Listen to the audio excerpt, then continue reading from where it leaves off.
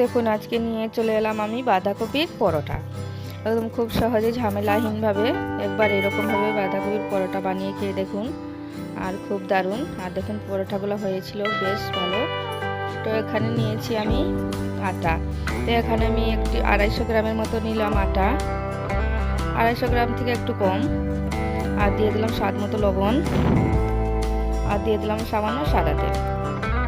তো যেহেতু আটা নিয়েছি তাই বেশি ময়ান দিতে লাগবে না, আর আটা রুটি এমনি তো নরম থাকে। তো দেখুন তারপর আমি এটাকে ভালো করে ময়ান দিয়ে দিলাম, আর এখন একটু একটু জল দিয়ে ভালো করে এটা একটা ডো বানিয়ে নেব।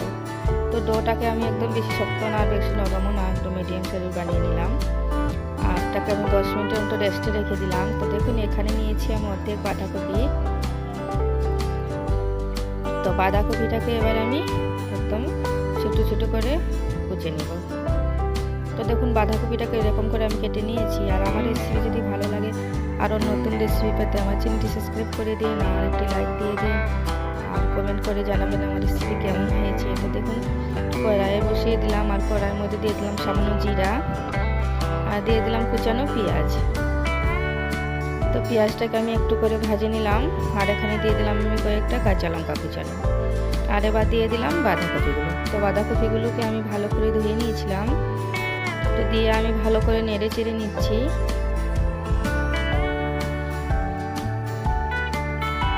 আর এখন আমি দিয়ে দেবো এখানে স্বাদ মতো লবণ।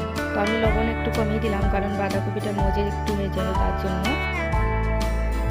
আর ওখানে দিয়ে দিলাম একটু মরিচ গুঁড়া, আর দিয়ে দিলাম একটু জিরা গুঁড়া, আর দিয়ে দিলাম ধনে গুঁড়া, আর দিয়ে দিলাম হলুদ। তো দিয়ে আমি ভালো করে আমি একদম জল ছাড়াই ভেজে নেব। আর এখন বাঁধাকপিতে যেহেতু একটু জল ছাড়ে তার জন্য আর জল দিতে লাগবে না। তো দেখুন এখানে নিয়েছি আমি আলু। তো এখানে আমি 3-4টা ছোটো ছোটো আলু সেদ্ধ করে গুঁড়া করে নিয়েছিলাম আগেই। আর এখন দিয়ে দিলাম আমি একটু স্বাদের জন্য চাট মশলা। তো এটা যদি না থাকে তো এটা না দিলেও চলবে, যে দিতেই লাগবে এমন কোনো কথা না। হাতের কাছে যে জিনিস আছে সেটা দিয়েও ভালো কিছু বানিয়ে খাওয়া যায়। তো আমার সবজিটা হয়ে গেছে। তো এবার আমি সবজিটাকে নামিয়ে নিলাম। আর দেখুন আমার ডোটা কত নরম হয়েছে। তো এখানে আমি কয়েকটা ছোট ছোট করে লেচি বানিয়ে নিচ্ছি। তো এখানে আমি 5-6টা লেচি বানিয়ে নিলাম। তো এবার এগুলোকে আমি একদম পাতলা পাতলা করে বেলে নেব।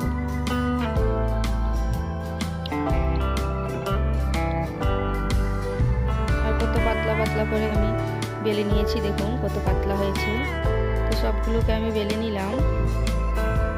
আর এবার আমার পুরগুলো ঠান্ডা হয়ে গেছে বাঁধাকপির। তো এখন আমি রুটির মধ্যে দিয়ে দিই। এরকমভাবে দিয়ে আমি ভালো করে চারিদিকে ভালো সমানভাবে লাগিয়ে নেব, দেখুন। আর এখন আমি সাইডে জল লাগিয়ে দেবো হাতে।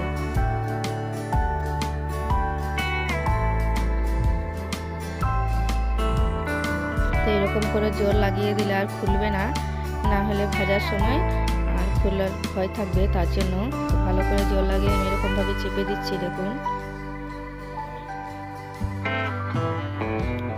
এরকমভাবে চেপে দিলে আর খুলবে না ভাজার সময়।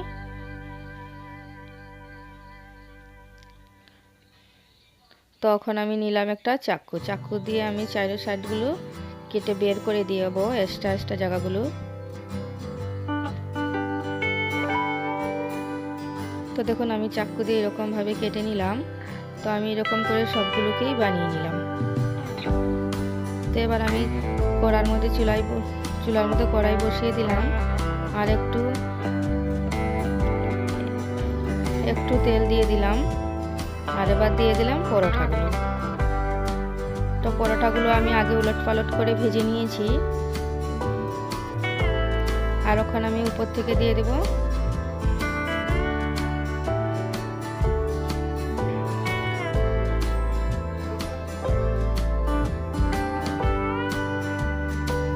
তো এখন আমি উপর থেকে দিয়ে দিই। আর আমার পরোটা হয়ে গেছে, তো আমি সবগুলোকে নামিয়ে নিলাম, দেখুন।